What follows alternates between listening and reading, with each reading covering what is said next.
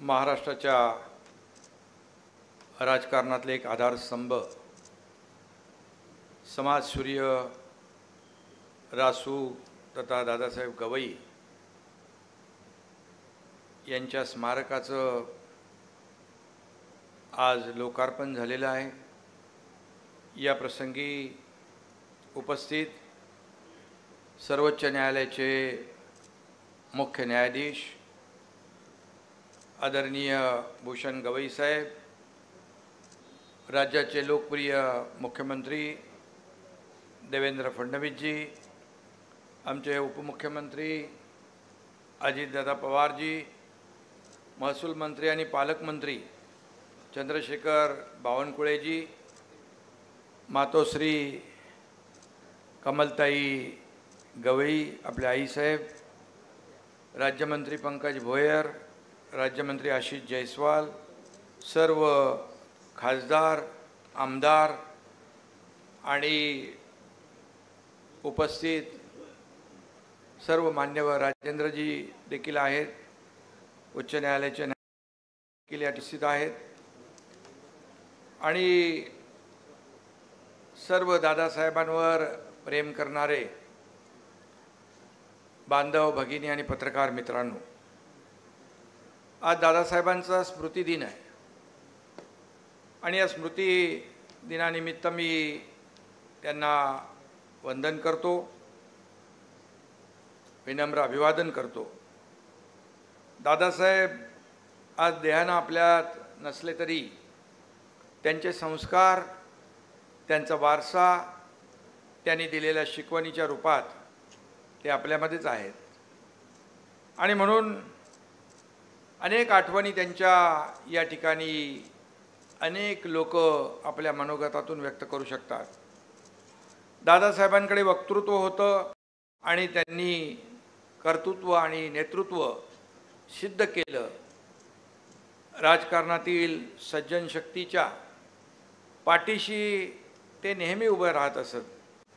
कुणालाही हेवा वाटावा असं समाज मान्यतेचं वैभव त्याला आलेलं आपण पाहिलं।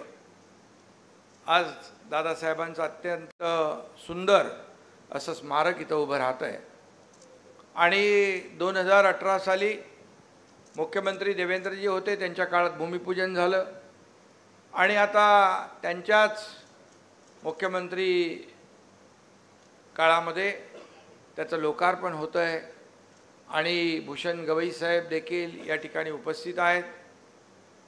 त्यांनी देखील अतिशय या स्मारकाकडे बारकाईने हे स्मारक उभं राहताना पाहिलेलं आहे आणि अनेक हे स्मारक पाहिल्यानंतर आपण दादासाहेबांच्या ज्या काही आठवणी आहेत, दादासाहेबांनी जे काही समाजाला देणं लागतो आणि सामाजिक बांधिलकी जपण्याचं जे काम केलं आहे त्याची प्रचिती या स्मारकाच्या माध्यमातून नक्की येईल।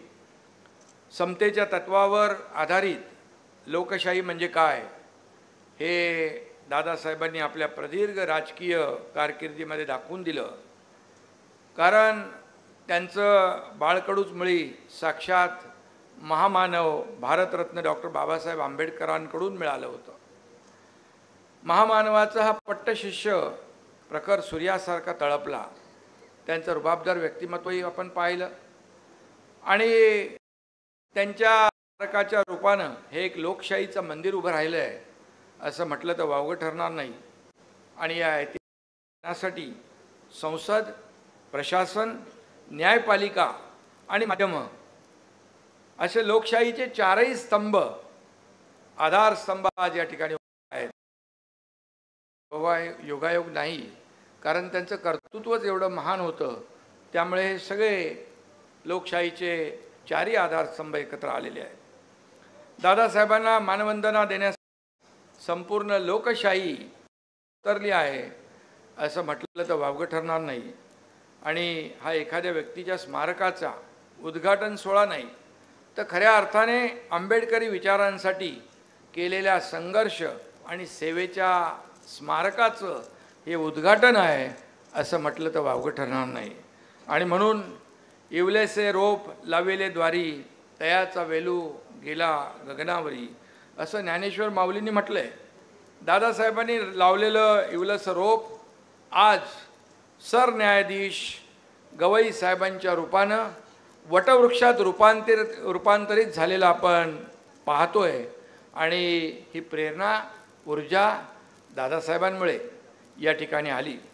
आणि या ठिकाणी आपण गवई साहेबांकडे जर पाहिलं तर आम्ही ज्या ज्या कार्यक्रमामध्ये बघतो गवई साहेब आता सर्वोच्च न्यायालयाचे न्यायाधीश आहेत.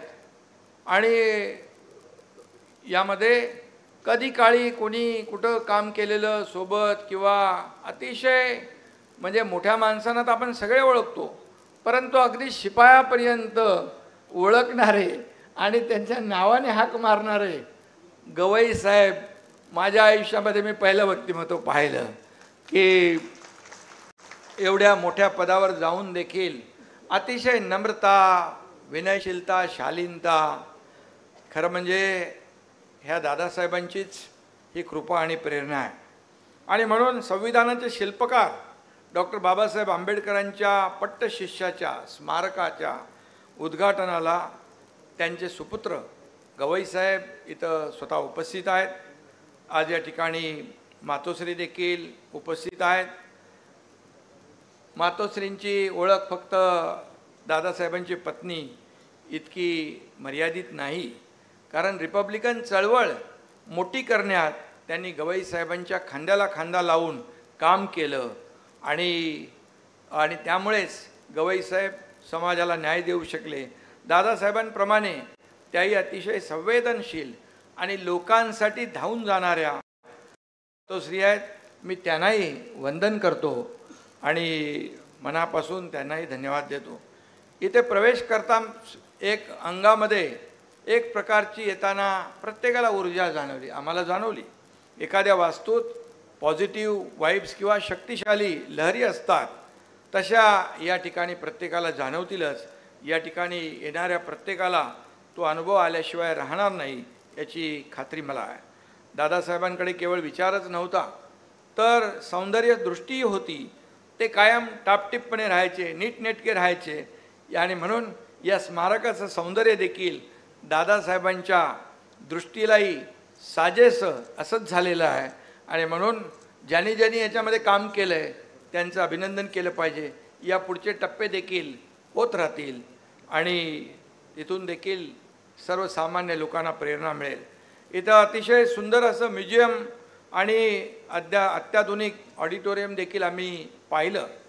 आणि दादासाहेबांचा 15 फुटी ब्रॉन्झचा पूर्णाकृती पुतळा त्याचंही लोकार्पण झालं. ऑडिओ व्हिज्युअल किऑस्क आणि व्हिडिओ वॉल आहेत या ठिकाणी. खरोखरच एखादं स्मारक कसं असावं याचं उत्तम उदाहरण या ठिकाणी आपल्याला पाहायला मिळेल. या ठिकाणी आपल्या सगळ्यांना त्याची अनुभूती आल्याशिवाय राहणार नाही. खरोखरच या स्मारकासाठी तळमळीने काम करणाऱ्या सर्वांचं मी मनापासून अभिनंदन करतो. आणि अर्थाने दादासाहेबांचा बायोडाटा पाहिला तर आपण सगळे चकित होऊन जाऊ. मगाशी अजितदादांनी देखील आपल्या भाषणात सांगितलं, कुठलाही राजकीय वारसा नव्हता, पैसा नसताना, कुठलाही भक्कम राजकीय पक्षाचं लेबल नसताना तब्बल 30 वर्ष आमदारकी, 13 महिने लोकसभा, नंतर राज्यसभा, पुढे बिहार, केरळ, सिक्कीमचे राज्यपाल, एवढी प्रचंड अशी कारकीर्द दादासाहेबांनी गाजवली. या सगळ्यापेक्षा महत्त्वाचं म्हणजे ते सर्वसामान्य जनतेतला माणूस ही त्यांची ओळख होती. जनतेच्या हृदयामध्ये त्यांना स्थान होतं. खऱ्या अर्थानं रिपब्लिकन चळवळ बाबासाहेबांनंतर ज्यांनी दादासाहेबांनी जिवंत ठेवण्याचं काम केलं. सत्ता मिळो पण कुठलंही राजकारण न करता त्यांनी आयुष्यभर दलित, शोषित, पीडित लोकांचं खऱ्या अर्थाने दुःख दूर करण्याचं काम केलं. असे दादासाहेब होते. आणि शेवटपर्यंत अतिशय साधे असलेले दादासाहेब 10-1 वर्ष सत्तेबाहेर होते तरीही मग सांगितल्याप्रमाणे त्यांच्या दारातली गर्दी काही कमी झाली नाही. हेच त्यांचं मोठेपण होतं. सत्ता किती पैसे किती कमवले, संपत्ती किती कमवली, यापेक्षा माणसं किती कमवली, माणसांचं प्रेम किती कमवलं, हे दादासाहेबांच्या कृतीतून आपण पाहिलेलं आहे. आणि म्हणून दारापूर गावच्या सामान्य दादासाहेबांचा या ठिकाणी जन्म झाला। वडिलांच्या बद्दल मगाशी अजितदादांनी सांगितलं, जेमतेम छोटी शेती, एक म्हैस एवढीच इस्टेट होती, पण सगळ्यात मोठं होतं की त्यांच्या शब्दाला मान होता, त्यांचा शब्द कोणी पडून देत नव्हता। आणि म्हणून वडिलांनी हिंमत दिली आणि दादासाहेब समाजकार्यात उतरले। दादासाहेब गायकवाड हे त्यांचे गुरु होते। गायकवाड यांच्या नेतृत्वाखाली झालेल्या भूमिहीनांच्या सत्याग्रहातून गवई साहेबांचा उदय झाला आणि त्यावेळेस महाराणी गुरढोरं वाहून न्यायची नाहीत, मेलेल्या जनावरांचं मांस खायचं नाही, या भूमिकेने रासू गवई त्या ठिकाणी दादासाहेब चर्चेमध्ये आले आणि नवबौद्धांच्या सोयीसुविधांसाठी त्यांनी केलेलं आंदोलन देशभर गाजलं। आणि म्हणूनच ते बाबासाहेबांच्या विचारांशी सदैव रूप आणि प्रामाणिक राहिले। आणि म्हणून ज्यांनी बाबासाहेबांच्या विचारांशी छेडछाड करून पाहिली, घटनेला हात लावू पाहिला, तेव्हा गवई साहेब दादासाहेब त्यांच्यावर तुटून पडायचे। आणि म्हणून सभागृहामध्ये देखील या ठिकाणी विरोध करताना मगाशी अजितदादांनी सांगितलं, दातांनी आणि नखांनी विरोध करतो, हे दादासाहेब होते, ते कधीही तडजोड करत नव्हते। आणि म्हणून अरुण शौरी यांच्या एका पुस्तकामध्ये वर्शिपिंग फॉल्स गॉड या पुस्तकात डॉक्टर बाबासाहेब आंबेडकर यांच्याविषयी आक्षेपार्ह विधान होतं। आणि म्हणून शौरी यांचं न घेता त्यांनी सगळं सभागृह धनानं सोडलं होतं। देशभरात त्यांचं कौतुक झालं।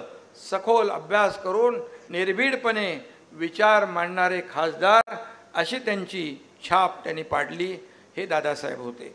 आणि म्हणून 1998 साली महाराष्ट्रातून 5 दलित खासदार ओपन सीट्समधून लोकसभेवर निवडून गेले, त्यात दादासाहेब होते, हे त्यांचं मोठेपण होतं। आणि म्हणून 1964 मध्ये पहिल्यांदा दादासाहेब विधान परिषदेवर निवडून आले। 4 वर्षांनंतर विधान परिषदेचे उपसभापती बनले। त्यानंतर त्यांनी राजकारणामध्ये कधी मागं वळून पाहिलं नाही। त्यांचा कुणी गॉडफादर नसताना, पार्श्वभूमी नसताना हे सगळं घडलं, कारण गवई साहेब अजात शत्रू होते। ते दिलखुलास मनमिळावू स्वभावाचे होते। त्यांचे सर्व पक्षामध्ये मित्र होते, हितचिंतक होते। या सगळ्या गोष्टी शक्य झाल्या। वसंतदादा पाटील असतील, नाशिकराव तिरपुडे असतील, शंकरराव चव्हाण असतील, बॅरिस्टर असतील, उत्तम पाटील असतील, मंडळ प्रमोद महाजन, या सगळ्यांशी त्यांचे जवळचे संबंध होते। जयंतराव टिळक यांना सभापती होता यावं म्हणून त्यांनी त्यांच्याकडे हाती आलेली संधी, आपण चान्स म्हणूया, सोडून दिला। आणि म्हणून विश्वासार्हता ही त्यांची मोठी हमी होती। आणि म्हणून हा त्यांचा मोठेपणा होता। आता राजकारणामध्ये आपण पाहतो, अजितदादांनी देखील त्याचा उल्लेख केलेला आहे।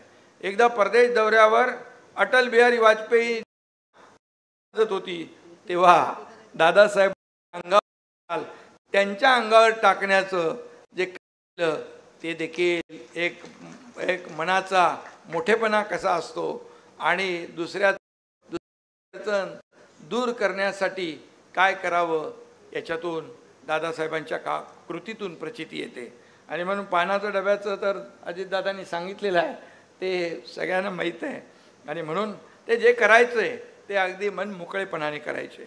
आणि म्हणून तेव्हा त्यांना जर संधी आली होती मुख्यमंत्री तुम्हाला करतो म्हणून, परंतु ती ऑफर काँग्रेसने दिली, परंतु गवई साहेबांनी ती साफ नाकारली। आणि काँग्रेसमध्ये ती जर स्वीकारली असती तर मला वाटतं ते राष्ट्रपती पदापर्यंत पोहोचले असते, परंतु त्यांनी आपली नीती नियम विचार सोडले नाहीत। आणि म्हणून गवई साहेब कायम आपल्या मूल्यांशी, आपल्या विचारांशी एकनिष्ठ राहिले। आणि म्हणूनच त्यांचं मोठेपण जे आहे आपण पाहतोय। जागतिक बौद्धांचे पवित्र स्थळ म्हणून आज दीक्षाभूमीला मान्यता आहे।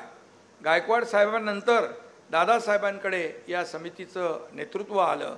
राज्य सरकारकडून पैसा आणून त्यांनी स्मारकाच्या कामाला गती दिली। आणि नागपूरला येणारा कुठलाही माणूस दीक्षाभूमीशिवाय एवढं जगात कुठेही पाहायला मिळणार नाही। आणि म्हणून आपल्या आयुष्यातलं सर्वात मोठं काम दादासाहेबांनी या ठिकाणी केलं। सगळ्यांनीच मानवंदना दिली पाहिजे। बिहारचे राज्यपाल म्हणून तिकडे गेले, तिकडे देखील जिथं जिथं गेले तिथं तिथं काही ना काय केलं। जैन आणि बौद्ध धर्माच्या तीर्थस्थळांच्या विकासाचं काम त्यांनी केलं। शिक्षणातून होऊ शकते हा बाबासाहेबांचा मंत्र लक्षात ठेवून त्यांनी बिहारमधल्या शिक्षण व्यवस्थेत आमूलाग्र बदल केले आणि त्यामुळे तिथलं वातावरण बदललं, तिथली शिस्त आली आणि जिथं जिथं गेले तिथं आपलंसं करण्याचं काम दादासाहेबांनी केलेलं आहे आणि म्हणून हेच त्यांचं मोठेपण आहे। आज महायुतीचं आमचं सरकार दुसऱ्यांदा सत्तेवर आले। बागाशी अजितदादा म्हणाले की ते थोडासा काळ होता, त्याचा उल्लेख काय मी करत नाही। त्यावेळेस मी नव्हतो तुमच्यासोबत, आपण तिघं एकत्र आहे। त्यामुळे खरं म्हणजे या महायुतीचं सरकार वंचित, गोरगरीब आणि मागास घटकांच्या विकासाला आम्ही प्राधान्य देतोय।